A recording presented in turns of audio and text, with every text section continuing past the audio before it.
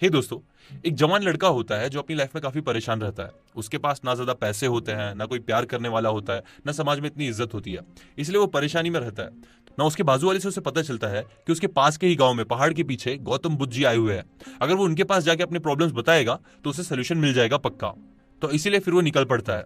ना उसने सफर शुरू ही किया होता है, तभी पास का एक घर होता है, वहां पे एक मालकिन होती है। वो मालकिन उस लड़के से पूछती है कि बेटा तुम कहाँ जा रहे हो। तो वो बताता है कि मैं गौतम बुद्ध के पास जा रहा हूँ अपने सवालों के जवाब लेने।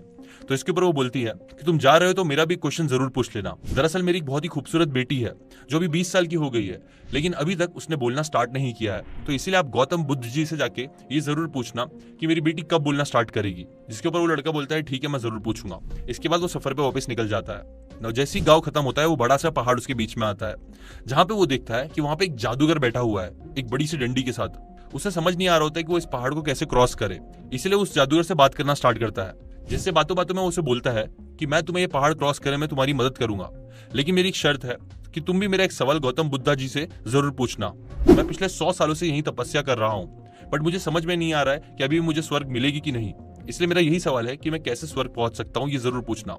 ना वो लड़का ये शर्त मान जाता है, जिसके बाद वो जादूगर अपनी छड़ी घुमाता है और वो पहाड़ के बीच में एक रास्ता बना देता है, जिसके थ्रू वो चले जाता है आराम से।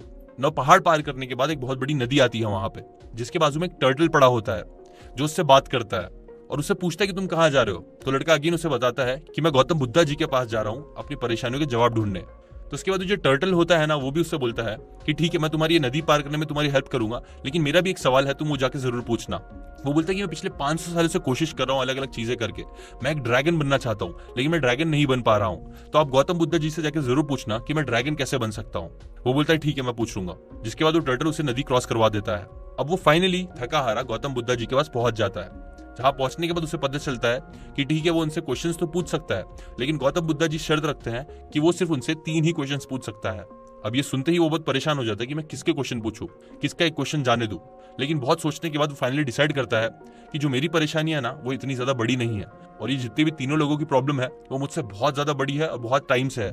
तो वो एक एक करके इन तीनों के क्वेश्चन पूछना स्टार्ट करता है। जब वो औरत का क्वेश्चन पूछता है अपनी बेटी से रिलेटेड, तो गौतम बुद्ध जी उनके ऊपर रिप्लाई करते हैं कि उनकी बेटी जब शादी कर लेगी तो वो बोलने लग जाएगी। जादूगर के सवाल पे वो जवाब देते हैं कि जब वो अपनी जादुई छड़ी जो हमेशा लेके घूमता है, जब वो उसे छोड़ देगा तो उसे स्वर्ग का रास्ता मिल जाएगा और वो पक्का स्वर्गवासी बन जाएगा। और टर्टल के जवाब में वो बोलते हैं कि जब वो टर्टल अपने शेल्फ से बाहर निकल जाएगा तो वो ड्रैगन बन जाएगा। और यही है तीनों सवालों के जवाब। नौ तीनों जवाब मिलने के बाद वो वापस जाता है, पहले टर्टल से मिलता है और उससे सोल्यूशन देता है। नौ टर्टल जैसे ही अपनी शेल से निकलता है ना, तो वो ड्रैगन बन जाता है और वो खुश हो जाता है। जिसके बाद वो बताता है उस लड़के को कि मेरे शेल्फ के अंदर है ना, तुम देखना बहुत सारे हीरे जवाहरात है, तुमने मेरी इतनी मदद की इसलिए मैं चाहता हूँ कि वो हीरे जवाहरात जो है वो तुम रख लो। जिसके ऊपर वो लड़का बहुत खुश होता है और अपने हीरे जवाहरात लेता है और वापस चले जाता है जादूगर के पास। जादूगर को जब वो बताता है तो जादूगर अगेन बहुत खुश होता है। वो बोलता है ये जो छड़ी है वो बहुत जादुई है, बहुत काम की है, लेकिन मुझे जो चाहिए वो है स्वर्ग। इसलिए वो छड़ी को यहाँ वहां फेंकने के बजाय उस लड़के को दे देता है और बोलता है तुम यूज करो, मुझे लगता है तुम इसके हकदार हो।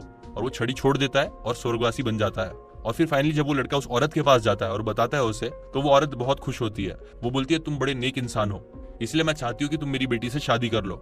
जिसके बाद वो उससे शादी कर लेता है, वो बोलने लग जाती है और सभी की परेशानियां खत्म हो जाती है।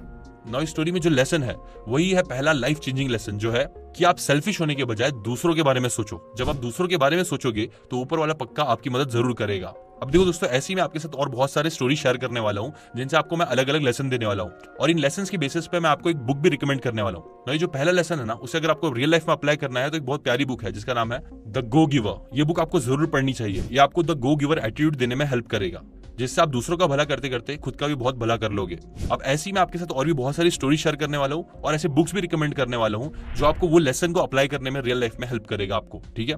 और लास्ट, अगर आप मेरे वीडियोस को कभी मिस नहीं करना चाहते तो आप सब्सक्राइब करने के बाद बेल आइकन पे जरूर क्लिक करें। इससे जब भी मैं न्यू वीडियो डालूंगा, जो मैं हर संडे डालता हूँ, तब आपको उसका नोटिफिकेशन आ जाएगा, वरना नहीं आएगा और आप इसी काम की नॉलेज मिस कर दोगे।